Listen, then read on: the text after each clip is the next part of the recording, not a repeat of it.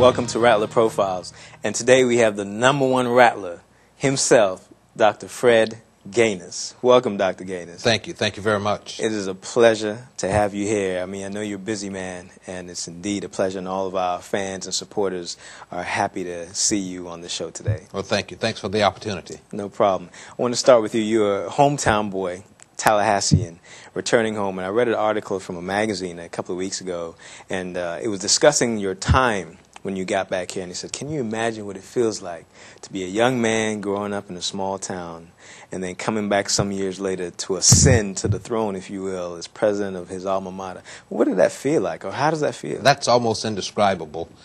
It is one of responsibility. It is one of respect and love and admiration for the institution, and it is a profound belief in the mission of the university. What is Florida A&M supposed to do? How is it supposed to help individuals? What contributions should it make in terms of research, expanding the body knowledge, to grant students from humble backgrounds an opportunity to access a college education?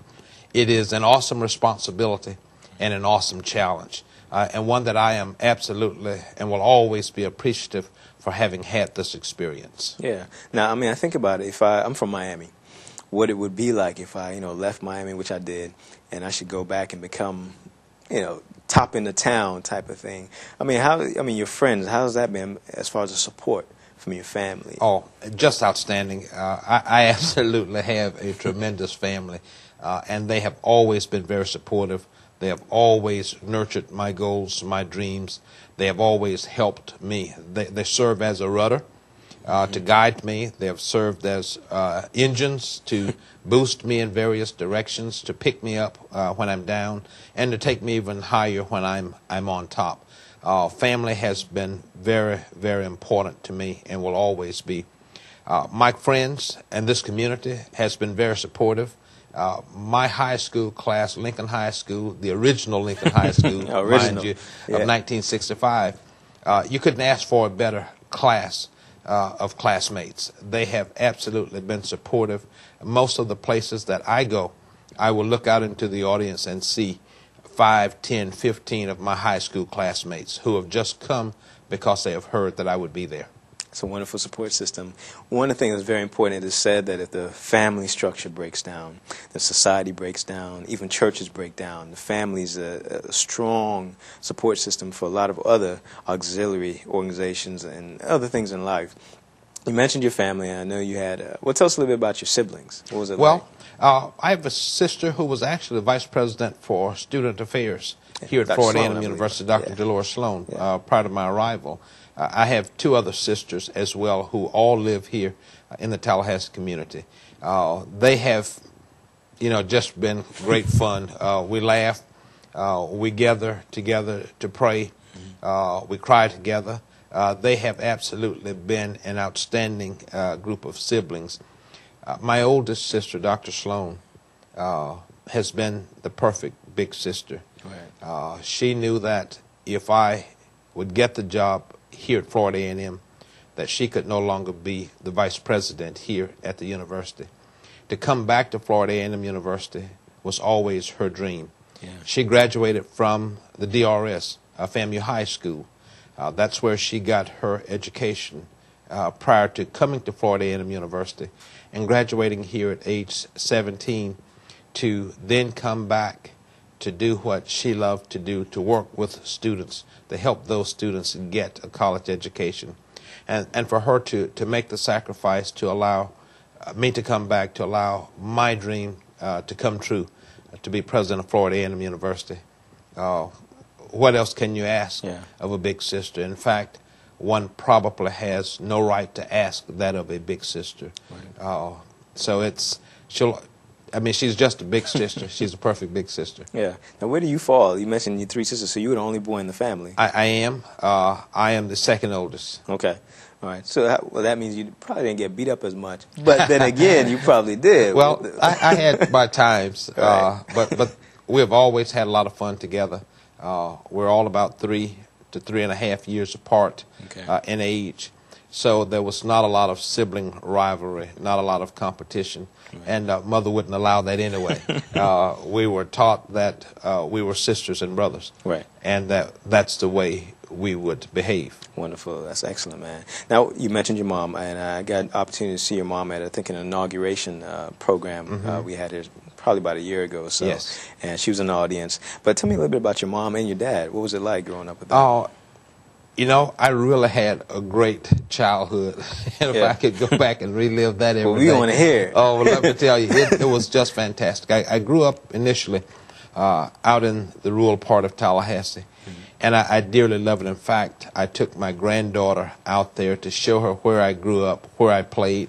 Took her to the old school that I went to, Rainey Elementary School, and we walked from that schoolyard to the graveyard where my grandparents are buried, so that I could share that experience with her and show her those things. She just marveled at the times and the graveyard, and just to read what it said about them. My parents were hardworking people who saw to it that we all aspired to do something beyond our socioeconomic background, to get an education, which was not optional. It was always a part of, you have to do this. It's a part of who you will become. They made sacrifices for us to do that. But we also had an opportunity to travel together. We would follow Florida A&M University's football team. We would go to Tampa, Jacksonville, Miami, wherever they played, and we would always enjoy that. So my family has been always supportive. Mother is still very supportive. She always asks, how are you doing? How are things at work? Are you doing the best that you can? Those kinds of things. And she's always concerned about me having some downtime. Are you relaxing? Are you exercising? Those kinds of things. She is still mother. She told me that she is still just as much older than me today as she was the day I was born. So she's always mother. I brought you in this world. Oh, yeah. I've heard that before. I've heard that before. Now, I read an article also, and you were mentioning your father.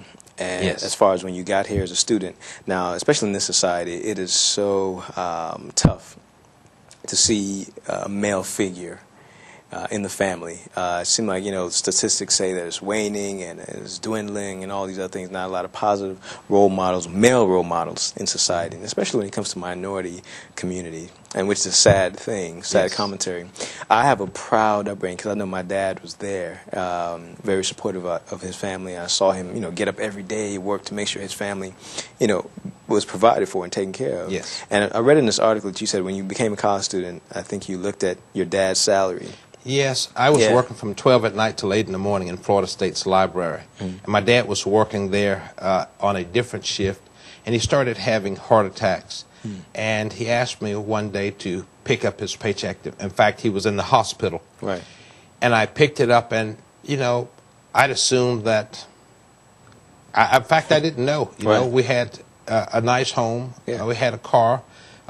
We did things. I didn't know how poor we were, I guess. But I looked at his paycheck, and it was the same or less than mine. And for the first time, it dawned on me, the struggle that this man has gone through to feed, to educate, to clothe, to house his family. And he worked 3 jobs. There were times when I would get up in the morning early to take him to one job, pick him up at the next job, so that mother could have the car. It was just, it was, I suspect for him, at times a difficult time, but yet we as children did not know that. On Sunday afternoon, it was our joy to go for a ride in the country. We'd stop by the store and we'd get an ice cream bar, potato chips, a soft drink, whatever we wanted. But we would ride, and that was the time to pull the family together, to send us out at the beginning of another week, but yet to send us out it reinforced with the bond of a family. There's such a disconnect in today's society with older generation, the younger generation. How have you been able to pass these kind of things on to your own children? I think you have 3 daughters, right? I have 3 daughters and 3 grandkids. Right. But I share with them those things that are of my belief system. A strong belief in God Almighty, and knowing that everything that happens because He wills it to happen, that there are no accidents, there are no coincidences, so that we have a roadmap on how we ought to conduct ourselves, how we ought to live, how we ought to make decisions, and that we pass those things on to them as we spend time with them, as we're involved in their lives. And they've just been great daughters. They have just been great daughters. 2 of those daughters have completed Florida A&M, 1 completed Florida State, and we see now some of the teachings reflected in those young ladies as they mature. Right. Your grandkids. Oh, you can talk all day. Yeah, all day long about those kids, man. They are. It is the reason for the aging process to have grandkids and to be able to impact their lives. I had them all over this past weekend.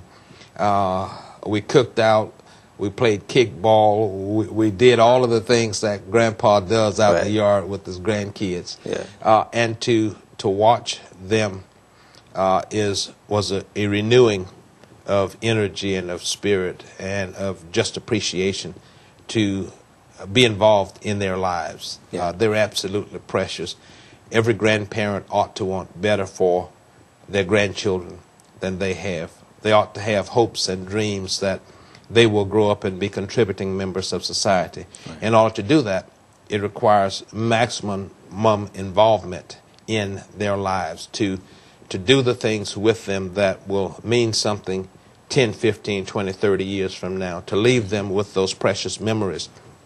Remember when Grandpa would do these things with us. Right. Remember when we would read with him. Remember when he would ride me out in the country and talk to me and show me things.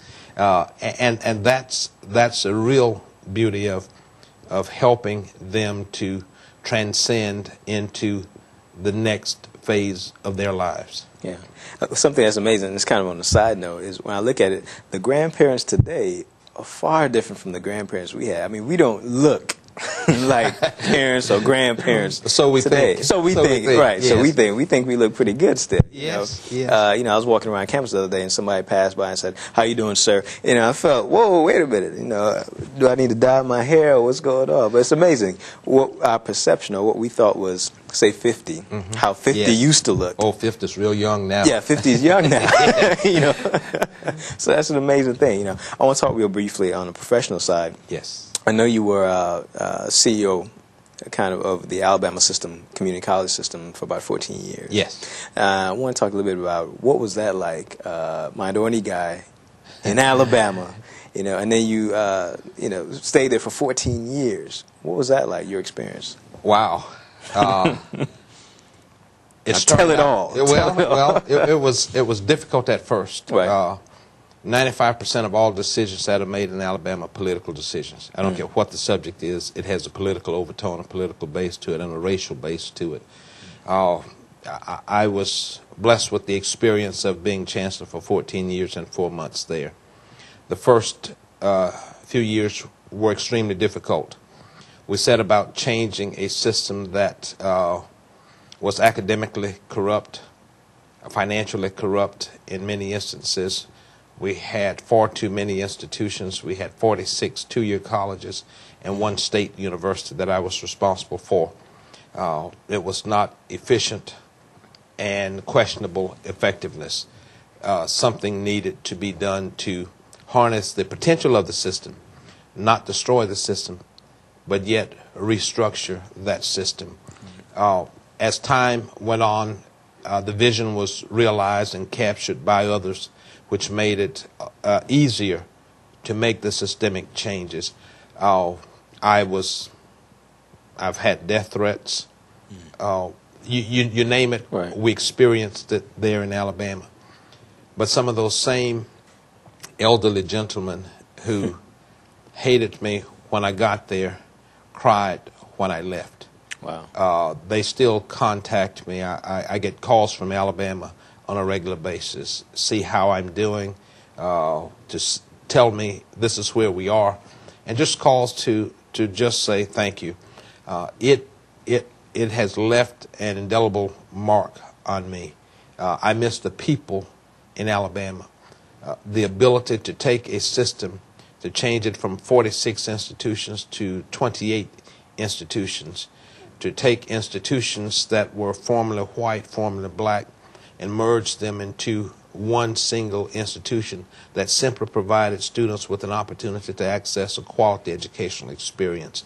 To take a system that had few institutions that an individual of color, an African American, could be president of, and to leave there with the most diverse two-year college system in the country in terms of African Americans being president at non-traditional or non-HBCU institutions, to build campuses, to change the financial structure, to change the relationship with the legislature, the news media. We spent 14 years plus in Alabama, and I believe that we made a difference because we were committed to the cause, and the cause was providing the best educational experience for students possible. Right. Wonderful. Excellent. Resume speaks for itself. I give you credit just for being someone with a permanent tan to be able to to be in Alabama for more than 2 years. You know, I understand death threats, and a lot of people, they fail to realize that in this society, a lot of things are still prevalent, and it behooves all of us to work together to try to change the past and be able to change our present, and it's something very important. Yes, but one has to stay focused. Right. One has to stay committed, and one has to certainly count the cost. Right. But then the vision and the goal has to be more significant than the individual. Right. And though one's family is very important, to realize where we were going, to have the potential of getting there.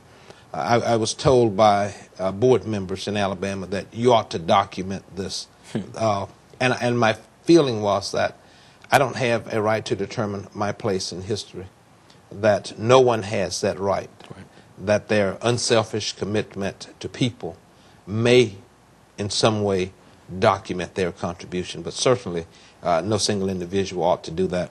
So we enjoyed doing what we were doing there, my wife and I, and she was a great partner in Alabama, did an awful lot of good things to inspire women in the state.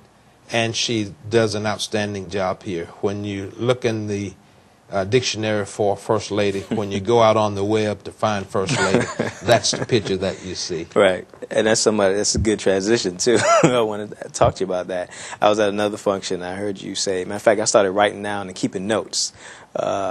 She's the wind beneath my wings. Every day. And I think I got a couple of people with that line. But well, let me tell me you a little bit about her. She's an awesome lady.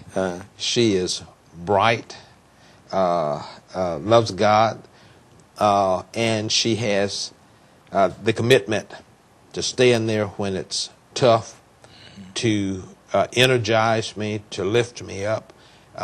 We're kindred spirits, and we have, over these years, truly become one, truly committed to each other, committed to what we can do together to help people.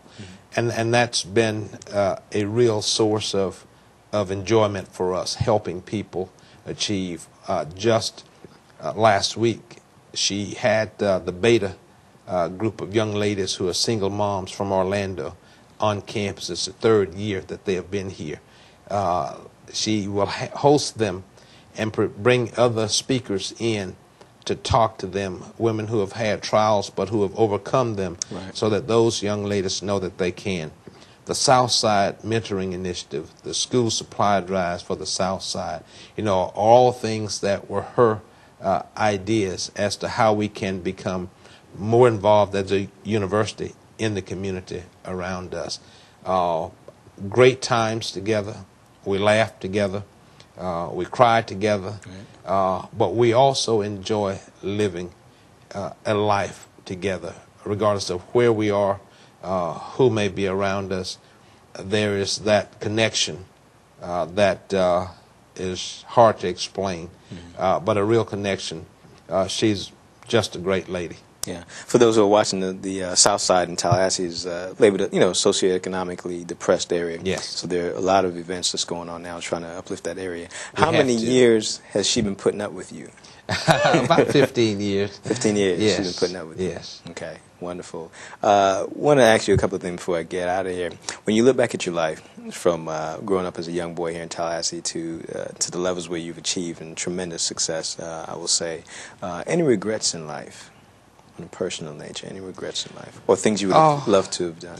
You know, I do have some, and I'll share one with you that occurred almost on this campus. Okay. I was walking up along which was Railroad Avenue at that time, Wanish Way, right, and there was a house that I thought was an abandoned house, and for some reason, I don't understand it today because I've never done that before. I've never done it since.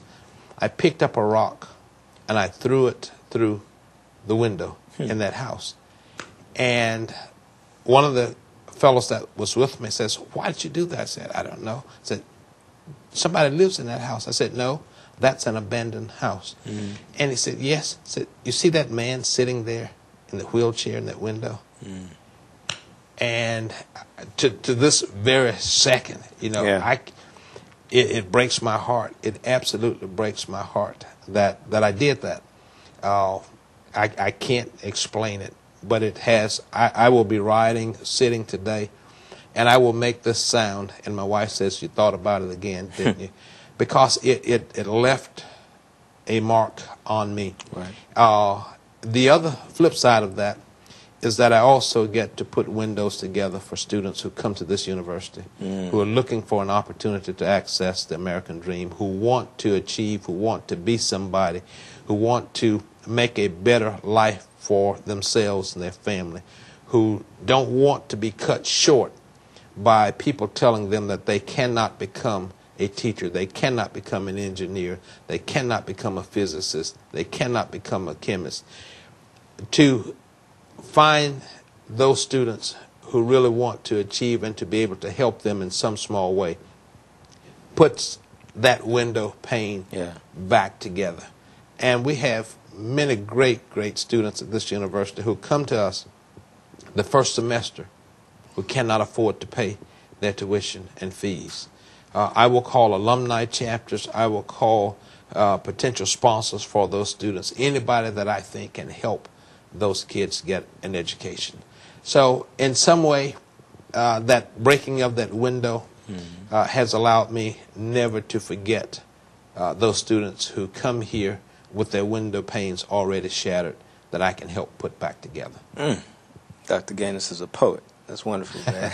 And a juvenile delinquent. Yes, was. I was that. But as we close, what do you think, or what would you like your legacy to be?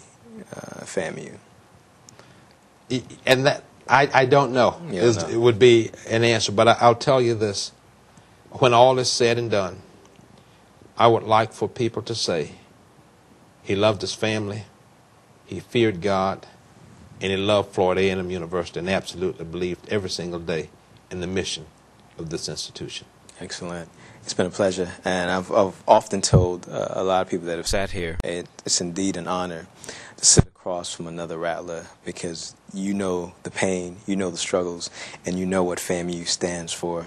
You know what FAMU can be, and you know what FAMU is going to be. So for everyone that's a supporter of that dream, that vision, I'm always honored and deeply humbled when I'm in someone's presence like that. You're the #1 Rattler. Thank you. you. Dr. Gainous, it's indeed a pleasure to have you Thank here you very today. much. Thank you very much. Ladies and gentlemen, we thank you for joining us here today on Rattler Profiles, where our guest has been the #1 Rattler, Dr. Fred Gainous. No longer juvenile delinquent, but we've had a wonderful time today. We've gotten a little bit of insight into his life, into his background, and some of the things that make him the man who he is today. Indeed, it is a pleasure. Join us next time.